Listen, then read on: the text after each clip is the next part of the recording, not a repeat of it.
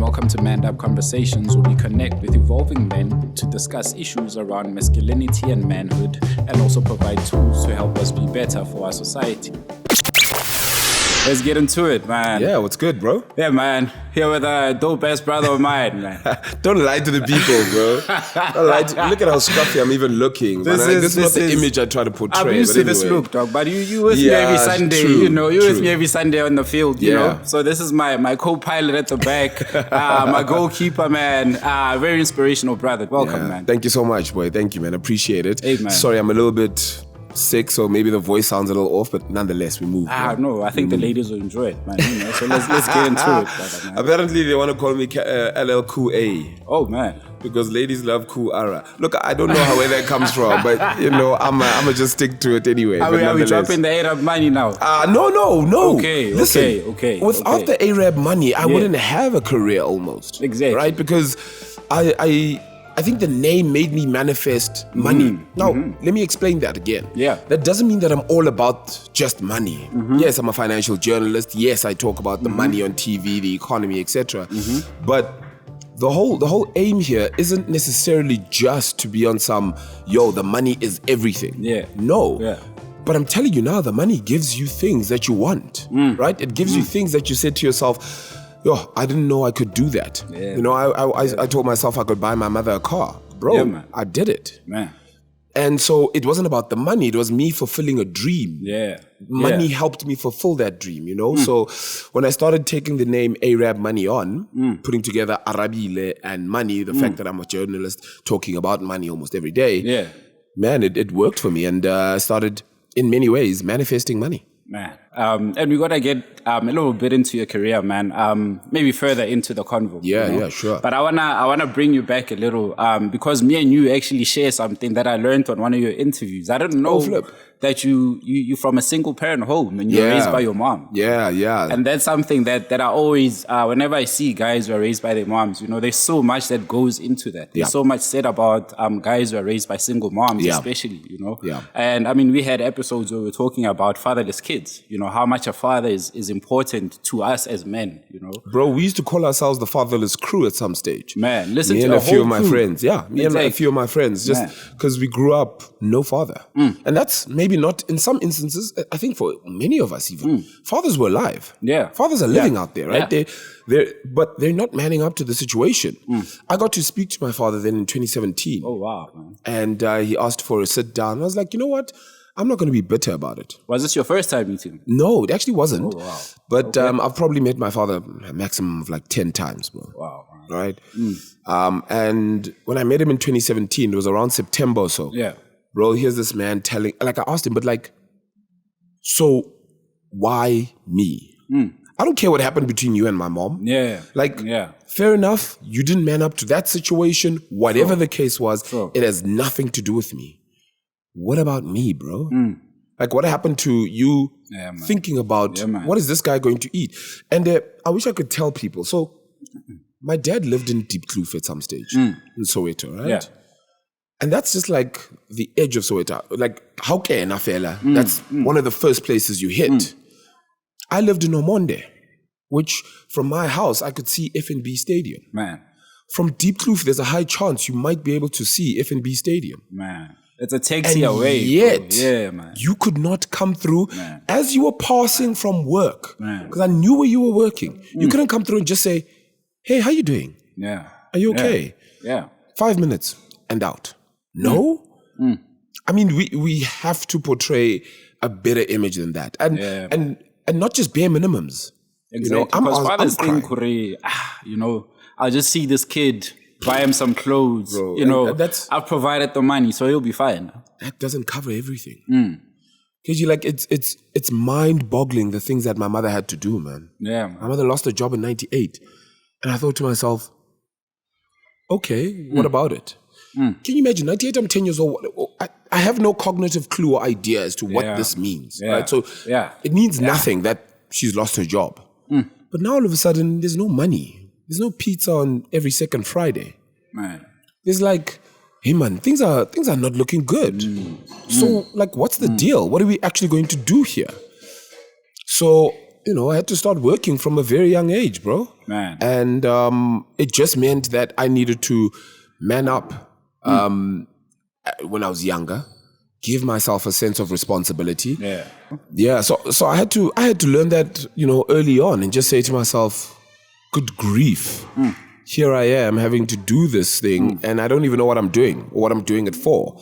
I just had to keep on working, whether it was washing cars, cleaning houses, people's gutters. Hey man, I've done it, and that doesn't make my story any more amazing than anybody else's. It's just my story, and it's what makes me me. Man, when I hear of guys who had to overcome all of that, right? And then you look at yourself now, like today, like all of those things are just like, they all like built you up to be the guy you are today, right? Yeah. But at the time, when you were going through it, was just like, man, what the hell, man? Obviously there's no dad, there's certain things that, we can also speak on probably 100,000 things that we feel like we lacked because of this dad not being there. Yeah. But for your sake, what was the most, can I call it, challenging thing you had growing up? We grow up, and there are certain messages we will not get just because we don't have the person who's gone through them. My mother had to play both a mother and a father. Yeah. Experience, man. Experience teaches you defense mechanisms. Yeah. Right? Yeah. So now you're sitting there going to yourself, okay, what do I do in this situation? Jeepers, you don't know. So what do? Probably flunk it. Man. I got to varsity. My mother made sure that I was, she was a strict mother, so she made sure I didn't party much. I barely partied, in fact. My party would start at 6 o'clock or whatever the case might be, and it would be a 6 to 6 maybe. Yeah. And then they say to Arabile, you must be in the house at 9. Man. The party only starts technically at 9. Yeah. Like, where am I going at 6? Nobody's at the party at 6 anyway. Oh, man. So I guess then what happens is I get to university and I fail second year. And that's not because my mother did a bad job raising me. It's not because my mother struggled to give me a sense of understanding why education would be significant and important. Yeah. In fact, she said to me, you need to choose what you want to do. And when I changed, she then said, okay, cool, you want to change. Now what do you want to do? Yeah, man. So she was always there in that support. But imagine if dad came around and said, okay, let's go. You said you wanted to be a chartered accountant. Let's go. Yeah. And I went all the way. Fine, yes, some things work out for the better. I look back and I'm like, good grief. Being a chartered accountant would have been the worst thing for me. But that's not actually the point. The point is, maybe I would have had somebody who was able to push me and fulfill my role. Yeah. The smallest element. And his experience in life would have definitely aided. So for me, experience, man. Just that conversation. Dad, what happens like this? What happens when you have girls all of a sudden coming at you? Yeah. How do you react to that? Yeah. I reacted horribly, bro. Man. I reacted horribly. I was just there like, yeah. Because you were just going for whatever is there, right? I don't know what love looks like. And no one taught you like even how to even court a girl. 100%. How to rack on a girl. You'd never learned that, So I'm there going, this is what I know. And unfortunately, if you don't surround yourself with the kind of people that can elevate you and take you a different route, you're never going to get anywhere. Famous book, I say famous, just in any of those who studied it in school. Yeah. I'm not sure if you did, but it's called Maru. Yeah. By Bessie Head. I know Maru, yeah. And one of the lines, Maru says, environment, everything. Hereditary, nothing. Man. So what you're born with, great, you can have that. That's going to grow with you a little bit. But once your environment changes, it determines who you are. Why do you think accents change? Yeah. When you go to different places? Because environment, everything. We lived in El Dorado Park for a couple of months, my mother and I. All of a sudden, Yari, I could must talk like this. Yeah, exam man. Owens was a clever no, Yari, bro, you then must an extension 9, and people are like, what? Oh, man. What just happened? Yeah. And it was just adaptability, in that scenario to say, this is what has pulled and pushed me and formulated who I am. It's the environment around me. So if you don't surround yourself with the right environment, I'm telling you now, bro, sink or swim. Man. And I love that you stayed in Eldos, man. I mean, think about that. Look, I know you El Dorado have Park, Zola, Mdeni, Wow. Fosloras. That was where I first grew up as well. So I frequented. Everywhere, I mean, so it was.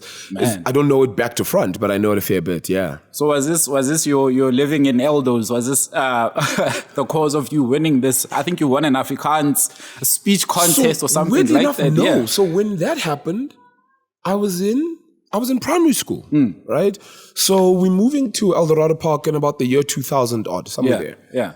And the reason for that is because my mother's lost her job.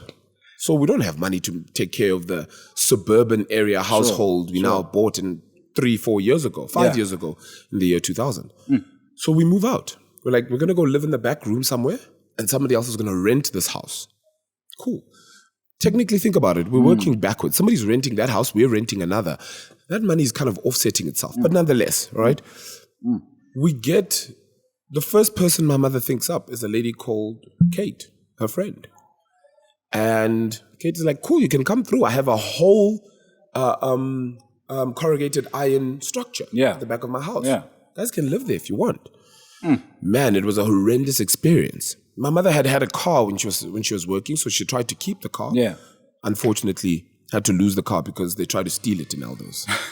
Right, so now it's just like, oh, wow. Yeah, well, welcome to the neighborhood. Exactly, man. Yeah, right? So it tells you exactly where you're at. We moved in, etc., etc. But what actually encouraged me speaking Afrikaans, to go back to your question, was none of that. It was my grade 8 teacher. Yeah. So I go to high school. You have to say something about passionate teachers, man. And... Let me actually start. Let me give you a little quick rundown very quickly. Let me take you a step back. Before the Afrikaans thing, in grade 6, oh my gosh, that's 98? Yeah. Also 98, right? My grade 6 teacher is just like, listen, you're so naughty. I'm going to actually put you through onto doing Eisteddfods. Oh, wow. Okay. Whether you like it or not, you're going to do these Eisteddfods because you're naughty. So that means you have to stay after school and practice. Now I'm doing what I don't want to do technically, right? Which is playing. And, she's punishing me. So my mother says, vele. It's okay. Go ahead. Yeah. Right? To her, she's got other worries. How the hell am I going to get this guy through primary school? I do it. I get a diploma. Right? So that's above a gold. Wow. Right? So it's just like, actually, I'm good at this thing. So now I do it all the time. Get to grade 8. I know nobody. I'm a small fish, big pond. But my Afrikaans teacher's just like, you guys need to enter this thing called the Afrikaanse Beste Sprekers Competitie. I looked at her and went, nah. I don't even know what you just said. I'm not entering nothing. And I think she just kept on persuading me. My mother kept on saying to me, Mara, you know that like Afrikaans is just a bunch of het and ges everywhere. Yeah. I mean, I don't mean that rudely, but like, just think about it. If you could add a het and a ge to some of your sentences, there, bro. Man, you're winning. You are so winning, bro. Like, ek het die want ge. Yeah, exactly. It's all that. Just like piecing together. Het, ge. I've got both in one sentence. I'm winning. Man. So that's the mindset. My mother's like, just do it anyway. Let's see what happens. First speech I decide to talk about one of the most difficult things. So I'm always just like, what can I do that's different? I need a gimmick. I need something that nobody else is going to do. So I start talking about cannibals. Wow. Just people who eat each other. Wow. I'm talking about people who eat each other in Afrikaans, mate. Like everyone's just like, and I'm there, elke stukkie vel and hap. And you're like, and people are just like, here's this black kid here, what's going on? What in the world? Yeah. So every year, then something different. Following year, vampires. Following year, something else. Wow. You know, so every year people are just like, wow, this is the speech we were waiting for tonight. Like time after time. You know, and so 4 years in a row, in the 5th year, I was now deputy head boy. So many responsibilities had fallen upon me. So I actually came second in that one. And the guy who had sort of been chasing to beat me for the last sort of 2-3 years then finally won. And so it was a relief to them. And I was just like, look, man, hey, I've done my part. Though. Yeah, you can I've have shown that man. people of color can do this thing, Man. no matter what the situation is. And it's basically the life story, triumph through adversity, right? So you take something that nobody thought you could do, something that I didn't even know existed. Let's think about it. Even my career, financial journalism. Exactly. What in the world is that? If I tell somebody, let's go be financial journalist, KG, you're like, where do you even start, man? Yeah. Bro, so it's just that thing of saying, oh wow, I found something. Latch on, I'm out, right? And I run. And I think that's the aim for a lot of my life. Man. And I'm thankful for the opportunities that people give me, man. Whether it be my grade 6 teacher, whether it be my grade 8 Afrikaans teacher, and whether it be the first person that gave me a job, Hasina Kasim, who just said, I got faith in you. Man. And I mean, I love what you just said there. I mean, listening to all of that, it sounds like, you just freestyled your way into like a bunch of places, right? A lot. But I think, what I'm hearing from that, and I take it back to your mom, where you said, your mom never said to you, like, you must do this. Yeah. You allowed the freedom, to choose. Look, TV was the one thing she did stop. Yeah. TV was the one thing she tried to stop. Right after, so in high school, in matric, me and a friend of mine co-wrote a play. We were doing drama. Man, we were just so busy with everything else, right? And then I get a call from Urban Brew. Okay. Urban Brew just like, we'd like to have you in. I think it was for Yo TV at the time. Yeah. And my mother was just like, over my dead body. No. Ain't none of that happening to my kid. You are never going to be on TV. Oh, man. And she told me why. Look, she gave me her reasons, which are still relevant till this day. Well, what are the reasons? She was just like, one, your family, to a large extent, hasn't always been there for you. And now when you're in the spotlight, they will think you're at an elevated level such that they need to now attract themselves to you. I need you to succeed for you and do it for you. No pressure from anybody else, family or otherwise. Because they weren't there when we were building this thing. Now I have a different mindset. I'm just like, how did I get to where I got to? Sure. Other people were just like, here. Take. It may not have been family, but it was someone, right? Yeah. That person stood with a hand out and said, take. And as I said to them, I'll pay you back. They said, no, I need you to pay it forward, right? So pay it to somebody else who needs, whether that's family or otherwise. Yeah. And that's my thinking, is if I can help somebody, whether they're family or not, man, let's build each other up. We're so intent on it just being about me. And I get that. I'm not saying now diminish yourself. I'm saying if I go on to make R1 billion, KG, and you don't, I've left you behind, bro.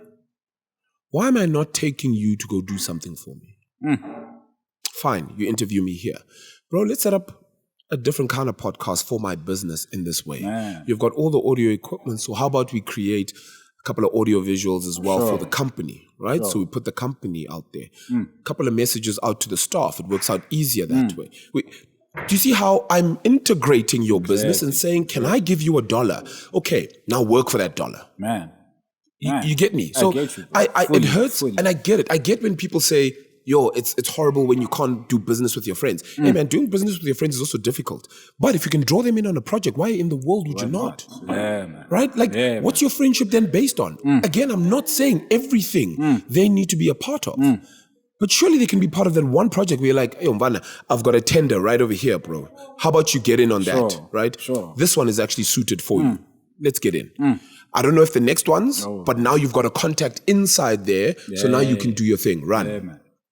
I've helped. So I'm really a big fan of trying to do that. I'm not saying I'm succeeding. I'm not saying that, I'm able to do it all the time. But wherever I can, I want to show gratitude and help build wherever I can. Oh, I love that, man. Yeah, man. And it's funny you mentioned that because we actually spoke about that with Hakeem Anderson on one of our previous episodes. And we spoke about this, knowing our friends. I don't think we understand our friends, and we're actually curious about what the guys are into or what they do type of thing, right? I've been friends with, you know my friend Simo. Yeah. I've been friends with Simo since grade 5. That's 1997. If I don't know what Simo's doing, if I don't know what his likes, dislikes, mood swings, how that works, am I really his friend? No. Now, I'm not saying I'm going to know it for the sake of making money on it or whatever. No. But it means in that moment, I'm able to perhaps provide to him in a certain way. I think our friendships are so much about pull, man. Like, what can I get it's out transactional, of it? Yo, Mvana, are we going out? Yo, let's go, bro. Let's wait. How are you actually doing? Man. Are you okay? Like, is mom okay? Is the family okay? Yo, Mvana, so you got a new girlfriend. I see you just, taking away from the gents. Is everything okay? Yeah, man. Not because I need you to come back, but because you're not going to marry me. Yeah, I need stay you, happy in I your need lane, you to stay. Are you good there, bro? And just know that even though we don't talk every day, you are my blood. Man. I choose you. Man. Right? So whether I'm there every day in your life, whether we talk every day like we used to back, no. We don't have to do that for you to know that I still love you and I got your back. Man. We don't need that, dog. So just know each other, though. I mean, I have another friend who's a lawyer. Mate, when things were going awry at SABC, I was like, listen, dog, I'm not calling you so you can bail me out of jail because I had a heavy drink last night. Because that's what many of us think, right? Oh, you've got a lawyer friend. Yo, Vana, let me call, yeah. No. And this is Scotty. You know Scotty too, right? And I said to Scotty, I need to draw up sort of a note of some sort to fight and plead my case at the SABC. He was like, okay, cool. Let's have a sit down. And I said to him, bro, I don't want you to do this because we're friends. Yeah. I know you, so I'm coming straight to you so I can give you business. As a professional, right? So I'm going to pay you. I want to freaking pay you for your business. Not just sit back and say to you, you know what? No, we need to stop doing that. Yeah, man. Because just because No, guys, that's not the way to do it. Nothing. Sure. If anything, you get my friendship, you get the inside scoop on when these things are dropping, maybe. Man. You get to market it. You guys are my marketers. Exactly. That's a privilege in itself, man. I'm going to be part of a story where somebody is growing their business. Isn't that beneficial too?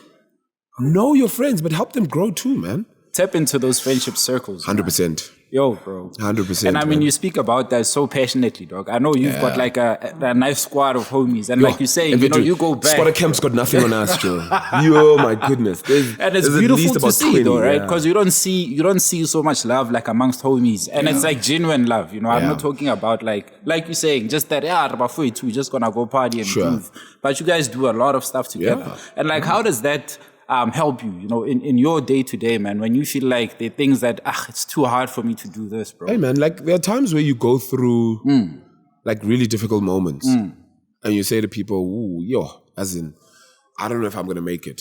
Yeah. I'm trying to be patient with the situation. Business is not going right. Maybe I don't have a job or whatever the case might be. Yeah. And, they sit down and they say, but I've got an extra 50. I've got an extra 100. Hey, how about, I don't know. Somebody would say that washing your car is maybe demeaning, but like, how about you move out of your place, come live with me for a little bit, right? Get on your feet. Let's go. Man. Right? Create the desire in somebody to need to fix themselves too, man. Yeah, man. Because I think what we do very often is we stop fixing each other on the basis of, you got problems, so deal with your problem. I don't know how to. Yeah. And sometimes I won't come to you for help. But this is why I'm saying, if I know you for over 20 years, how do I not know that right now things are not good? Things are not okay. Man. Right? Oh, man. So this guy is pulled away from us. Okay, is it girlfriend? Is it work? Is it life? Man. Which one is it that is trapping him? And I need to not be his hero. Yeah. But I need to be on the soccer field saying to him, Donna, I got you. Put your hand over my shoulder. Man. Let's keep going. Man. And we don't do that enough. Why? Because we develop these circles where all we know each other for is perhaps partying. Yeah. Man. Right? Again, I will repeat it. I'm not saying that every single friend of yours needs to be in business with you. That is not the point here. The point is, have you developed the kind of friendship where that thought process is possible? So if I say to somebody, gents, I'm thinking of opening a barbershop. Fana, what are you contemplating? How's it going to work? Yeah.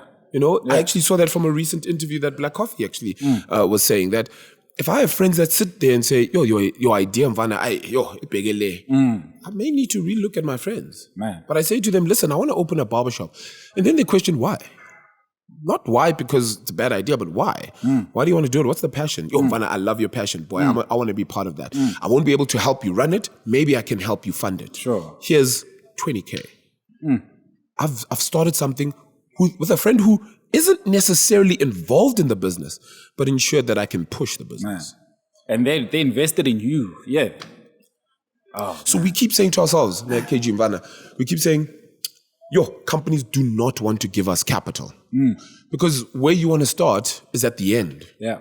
You want to start with a fully fledged restaurant to the size of who knows what, right? Wait a second. Let's just deliver food. Make it in your house. Deliver.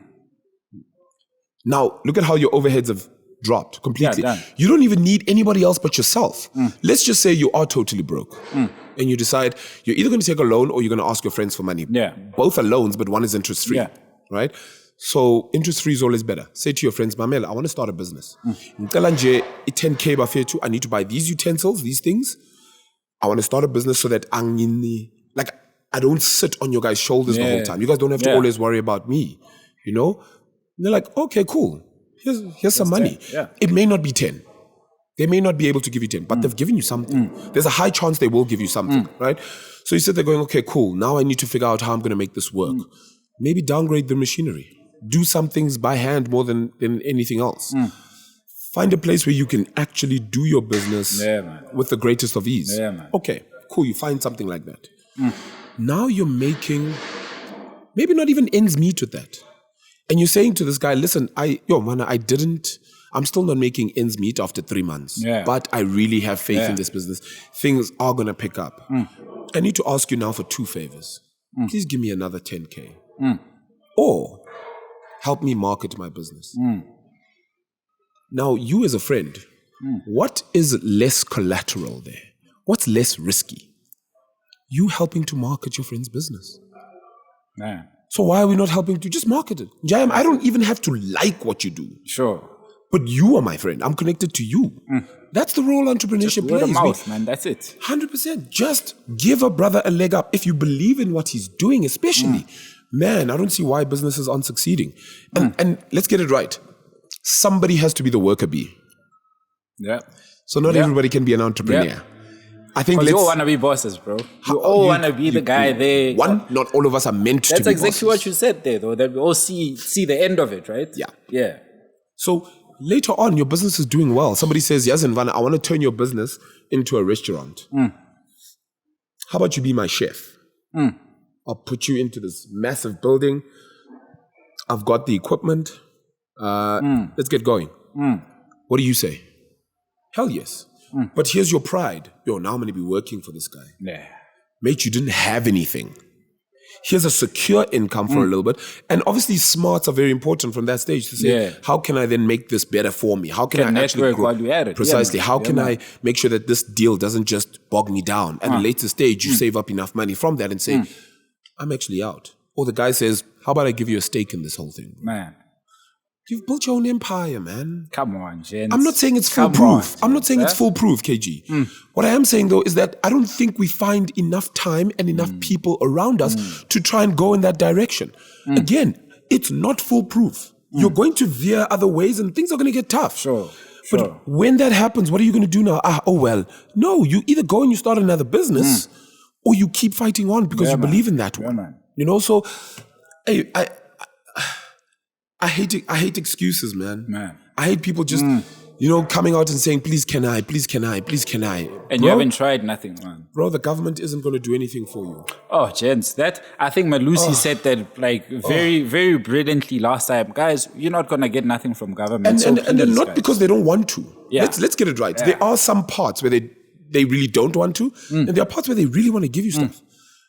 But there's how many of us here? 50-something odd million people. Yes, man. And you are sitting there going, Abadnami, because I'm previously disadvantaged. I get it. You were previously disadvantaged. I get it. Trust me, I get it, bro. I had to live on in a house basically that used a paraffin stove, and we had candle lights. That's how I did my homework in high school. Yeah. Despite all of that, went on to become deputy head boy, tried to study accounting, didn't make it, but still made a life out of myself because when that turn veered off, I still said, I need to do something with my life. Yeah. I found something, latched onto it. Somebody gave me a shot. Do you see that, right? Somebody said, I'm going to give you a shot. Okay, boom, let's go with it that way. And now I'm running with it. Now I'm going to own it. So if somebody says to me, Ara, I need to know how to get into this industry, don't expect me to just tell you how to get in. There is no right way.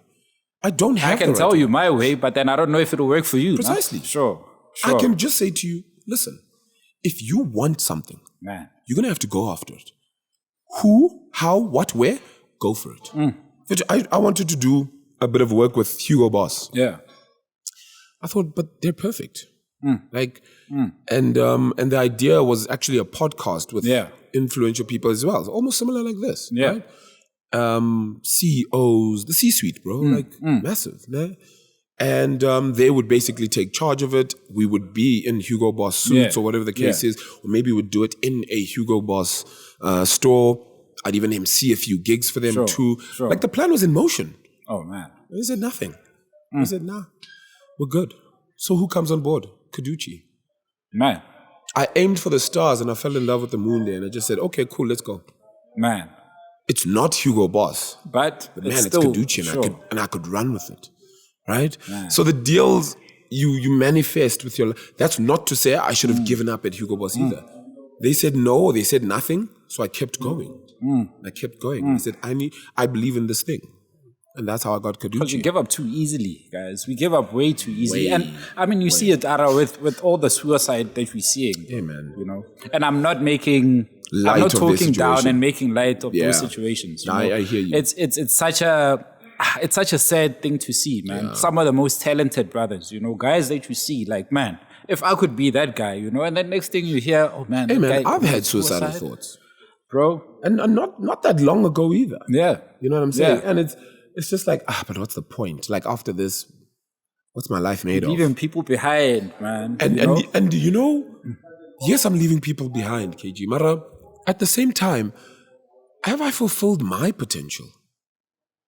Because my potential will hopefully make the people who are genuine about me happy, which means that those people that I was intending to leave behind are happy to have me too. Yeah. So I've now fulfilled two needs: myself, self-actualization here, and I've also ensured that everyone around me is sitting going, yo, man, I'm so proud of my homie. Man. That's where we're at. That's actually what you want to do. It's difficult though, because there's times where you're just like, it doesn't make sense. Sure. It just doesn't make sense. And so I get it. And I think there's something to be said about how you understand your growth. Yeah. Yeah. Because if you think that where you are is the pinnacle, you haven't really dreamed. Right? Man. Somebody once said actually that, listen, man, if you're a journeyman, you're going to live a much more fulfilling life than a destiny man. Why? Because all you're doing is trying to kick off every ounces of your destiny. Sure. Right? So I need to reach this. Okay, I need to reach this. Yeah. Whereas you're a journeyman, you're just saying, I'm going to push to be the best I can possibly be, whether it be in this industry, otherwise ideas must flow. I'm going to grab some from someone else. So I'm going on this journey of discovery the entire time. All of a sudden, you're hitting milestones just like this. Man. And nobody knows it. You don't even see it. And everybody else around you is going, Jeepers, dude, do you see that you're a millionaire? And I'm like, yo, I didn't even notice, Vanna, because that's not where my head is at. My head is at, I need to do more. This empire needs to grow. Let me hire a few of these guys. Your mindset's completely changed. But I get it also. It's difficult to see that sometimes. Yeah, man. Right? So you need somebody who sometimes sees your dream, can't live it themselves, sees your dream, and wants you to succeed at it. I love Imagine having that guy. I love whoever that guy may be, or that person. And there's always someone in our corner. Promise you, man, there's somebody in your corner. Sure. You know what? What I've even learned is, yes, do not talk about your business to everybody around you. But Mvana, you'll be surprised at how many people are actually sitting there going, yo, I hear you, Mvana. You know, last week I felt the same way. Man. This is how I got out of it. Imagine you get that. How are you sitting in your head going, yo, I've now, wow, I've grown. Just in that little moment.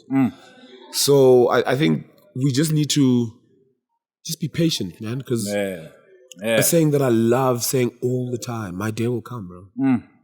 In natural time. In natural time, my day will come. Man. It's going to take a while sometimes.